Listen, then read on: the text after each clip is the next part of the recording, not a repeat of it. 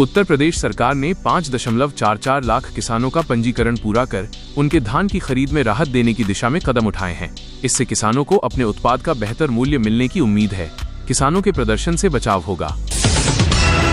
राज्य में मनरेगा योजना में धोखाधड़ी की रिपोर्ट के बाद 3 ब्लॉकों में जांच शुरू की गई है ताकि भ्रष्टाचार को रोका जा सके और योजना के लाभार्थियों को सही सहायता मिले। यूपी सरकार की नई पेंशन योजना पर काम जारी है, जिससे 17 लाख कर्मचारियों को जल्दी ही पेंशन सुविधाएं मिलने लगेंगी। यह योजना कर्मचारियों के भविष्य को सुरक्षित करेगी। महिलाओं के लिए उत्तर प्रदेश होमगार्ड भर्ती नियमों में बदलाव किया गया है, जिससे महिलाओं को भर्ती प्रक्रिया में राहत मिलेगी और उनमें सहभागिता बढ़ेगा। यूपी पुलिस ने 9 वरिष्ठ अधिकारियों के पदस्थापना फेरबदल के आदेश जारी किए हैं, जिससे पुलिस विभाग की कार्यकुशलता और जवाबदेही बेहतर होगी।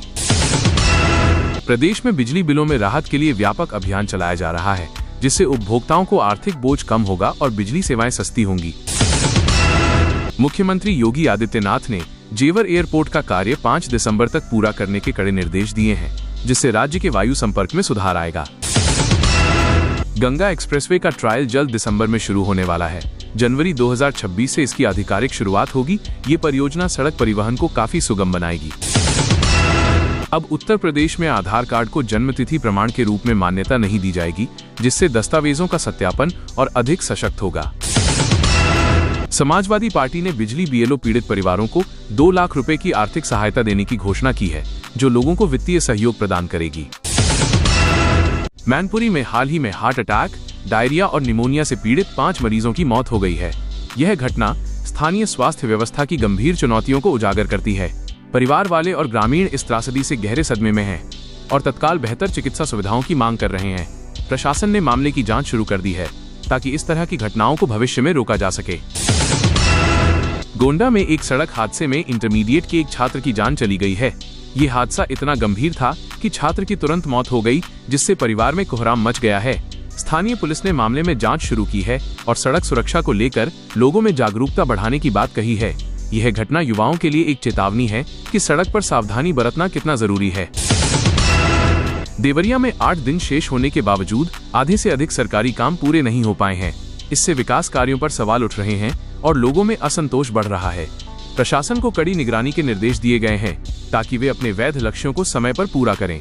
जनता अब जल्द से जल्द पूरी उपयुक्त सेवाओं की उम्मीद कर रही है। गोंडा में श्रीराम बारात का स्थानीय श्रद्धालुओं ने भव्य स्वागत किया। ये धार्मिक आयोजन स्थानीय संस्कृति और श्रद्धा का प्रतिबिंब था, जिसमें बड़ी संख्या में लोग शामिल हुए। इस उत्सव ने धार्मिक सद्भाव और सामाजिक एकता को नए आयाम दिए। प्रशासन ने भी सुरक्षा व्यवस्था में पूरी सावधानी बरती। संत कबीर नगर में आशा कार्यकर्ताओं ने पारिश्रमिक में देरी को लेकर सीएमओ और डीएम कार्यालयों पर विरोध प्रदर्शन किया। उन्होंने अपने हक के लिए जोरदार आवाज उठाई और सरकारी अधिकारियों से शीघ्र भुगतान की मांग की। सरकार ने भुगतान प्रक्रिया जल्द शुरू करने का आश्वासन दिया है। यह विरोध आशा कर्मचारियों के हक और सम्मान की लड़ाई का हिस्सा है। बांदा में स्वास्थ्य विभाग ने 300 घरों को नोटिस जारी किया है, क्योंकि नवंबर महीने में 68 डेंगू के मरीज पाए गए हैं। विभाग ने सख्ती से कहा है कि सभी को स्वच्छता बनाए रखनी होगी और डेंगू के कारणों को रोकना होगा। स्थानीय समुदाय को भी डेंगू से बचाव के लिए सक्रिय कदम उठाने के लिए प्रेरित किया जा रहा है। यह समस्या स्वास्थ्य विभाग के लिए गंभीर चुनौती बनी हुई है। मैनपुरी में स्थानीय लोगों ने सरकार से केवल वादों पर नहीं, बल्कि धरातल पर काम दिखाने की मांग की है। कई योजनाएं अधूरी हैं और विकास कार्य सुस्त गति से चल रहे हैं। जनता में सरकार के प्रति विश्वास लौटाने के लिए त्वरित और स्थायी काम की अपेक्षा है। प्रशासन ने इस पर ध्यान देने का आश्वासन दिया है। राज्य में वृद्धावस्था, विधवा और दिव्यांग पेंशन योजनाओं के तहत लंबित आवेदनों के निस्तारण में तेजी लाई जा रही है। सरकारी अधिकारियों ने पात्र लाभार्थियों को लाभ समय पर देने हेतु ऑनलाइन वेरिफिकेशन प्रक्रिया को तेज करने के निर्देश दिए हैं, ताकि कोई भी लाभार्थी अपने अधिकारों से वंचित न हो। प्रधानमंत्री ने हाल ही में उत्तर प्रदेश की विभिन्न विकास परियोजनाओं की प्रगति की समीक्षा की। प्रमुख परियोजनाओं जैसे एक्सप्रेसवे, रेलवे विस्तार और स्मार्ट सिटी योजनाओं पर अधिकारियों को कार्य शीघ्र पूरा करने के निर्देश दिए गए हैं। यह पहल राज्य में निवेश और रोजगार सृजन को बढ़ावा देने के उद्देश्य से की जा रही है। मुख्यमंत्री योगी आदित्यनाथ ने कानून व्यवस्था को और मजबूत करने के लिए सुरक्षा व्यवस्था में सुधार के निर्देश जारी किए हैं। विशेष रूप से त्योहारों और परीक्षा सीजन के दौरान पुलिस गश्त एवं महिला सुरक्षा को प्राथमिकता दी जाएगी। राज्य के विभिन्न विभागों में सरकारी नौकरियों के लिए भर्तियां जारी हैं, जिनमें शिक्षा, स्वास्थ्य, पुलिस और राजस्व विभाग शामिल हैं। युवाओं को सलाह दी जा रही है कि वे आवेदन तिथि से पहले आवश्यक दस्तावेजों के साथ आवेदन प्रक्रिया पूरी करें। कानून व्यवस्था और सुरक्षा बलों के बलबूते को मजबूत करने के लिए होमगार्ड और पुलिस के रिक्त पदों पर नई भर्तियां होने जा रही हैं। प्रशिक्षण कार्यक्रमों में तकनीकी और शारीरिक दक्षता पर विशेष ध्यान दिया जाएगा। शैक्षणिक संस्थानों में सर्दी और परीक्षा सीजन के मद्देनजर नया अकादमिक कैलेंडर तैयार किया जा रहा है। बोर्ड परीक्षाओं की तिथियां जल्द घोषित की जाएंगी ताकि छात्रों की तैयारी प्रभावी हो सके। आयुष्मान भारत और राज्य स्वास्थ्य योजनाओं के तहत स्वास्थ्य सेवाओं में सुधार के निर्देश दिए गए हैं। जिला अस्पतालों और प्राथमिक चिकित्सा केंद्रों में दवा और डॉक्टरों की उपलब्धता सुनिश्चित करने के लिए विशेष कदम उठाए जा रहे हैं। राज्य में सड़क, पुल और फ्लाईओवर निर्माण परियोजनाओं को तेजी से पूरा करने के प्रयास बढ़ाए गए हैं। यह पहल उद्योग, पर्यटन और व्यापार को बेहतर कनेक्टिविटी के माध्यम से बढ़ावा देने के लिए की जा रही है। महिला सशक्तिकरण के लिए स्वयं सहायता समूहों को सशक्त बनाया जा रहा है। विभिन्न जिलों में महिलाओं को सिलाई, डेयरी और खाद्य प्रसंस्करण में प्रशिक्षण देकर आर्थिक स्वरोजगार बढ़ाने पर जोर दिया जा रहा है।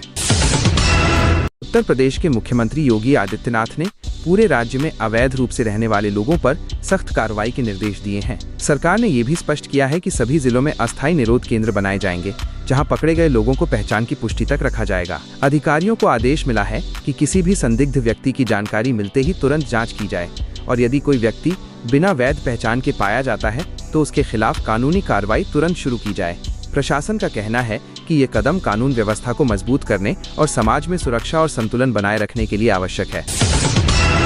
राज्य में चल रहे मतदाता सूची के विशेष गहन पुनरीक्षण अभियान को देखते हुए प्रशासन ने निगरानी और कड़ी कर दी है। अधिकारियों को ये निर्देश दिया गया है कि वे हर उस व्यक्ति की जांच करें जिसकी पहचान संदिग्ध लगे, ताकि मतदाता सूची में किसी भी प्रकार की गलत प्रविष्टि न हो। सरकार का कहना है कि अवैध निवास राज्य की शांति और सुरक्षा के लिए खतरा बन सकता है, इसलिए इस प्रक्रिया को अत्यधिक संवेदनशील मानते हुए इसे तेज किया गया है। प्रशासन इसे लोकतांत्रिक व्यवस्था को स्वच्छ और पारदर्शी रखने के लिए जरूरी कदम बता रहा है। लखनऊ में आयोजित खादी महोत्सव में प्रदेश के कई ग्रामीण कारीगर और उद्यमी अपने उत्पादों का प्रदर्शन कर रहे हैं। यह 10 दिवसीय आयोजन परंपरागत कला को बढ़ावा देने, स्थानीय उद्योगों को मजबूत करने और ग्रामीण प्रतिभा को पहचान देने के उद्देश्य से आयोजित किया गया है। यहाँ आने वाले लोग हस्तनिर्मित कपड़े, मिट्टी से बनी वस्तुएं, घरेलू उपयोग की सामग्री और अनेक स्थानीय उत्पादों को एक ही स्थान पर देख और खरीद रहे हैं। आयोजकों का कहना है कि ये कार्यक्रम ग्रामीण अर्थव्यवस्था के लिए बड़ा अवसर है।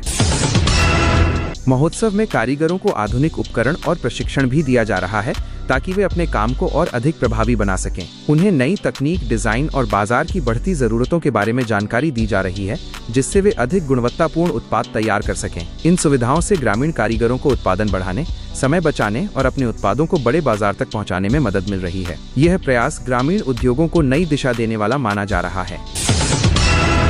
इस आयोजन में पारंपरिक भोजन, मिट्टी की कला, हाथ से बने कपड़े और कई टिकाऊ ग्रामीण उत्पादों को प्रमुखता दी जा रही है। कई महिला समूह और युवा उद्यमी भी यहां अपने क्षेत्र में बने उत्पादों को प्रदर्शित कर रहे हैं, जिससे उन्हें बड़ी संख्या में खरीदारों तक पहुंचने का अवसर मिल रहा है। इससे स्थानीय प्रतिभाओं को प्रोत्साहन मिल रहा है और ग्रामीण समुदायों में आत्मनिर्भरता की भावना मजबूत हो रही है। लोग इसे स्थानीय उद्योगों के विकास के लिए प्रेरणादायक कदम मान रहे हैं। उत्तर प्रदेश सरकार ने किसान परिवारों के लिए नई संशोधित किसान पेंशन योजना लागू कर दी है।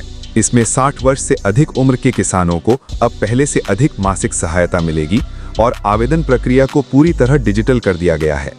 सरकार ने दावा किया है कि इस स्कीम से लगभग 45 लाख किसानों को लाभ मिलेगा। साथ ही जिन किसानों के आवेदन लटके हुए थे, उन्हें दिसंबर की शुरुआत से पेंशन की पहली किस्त जारी करने की तैयारी चल रही है, ताकि भुगतान में देरी ना हो। तो दोस्तों, ये थी आज की 25 सबसे बड़ी यूपी की खबरें। अगर आपको वीडियो पसंद आया हो तो लाइक करें, शेयर करें और सब्सक्राइब करना ना भूलें। अगली बड़ी अपडेट के साथ फिर मिलेंगे।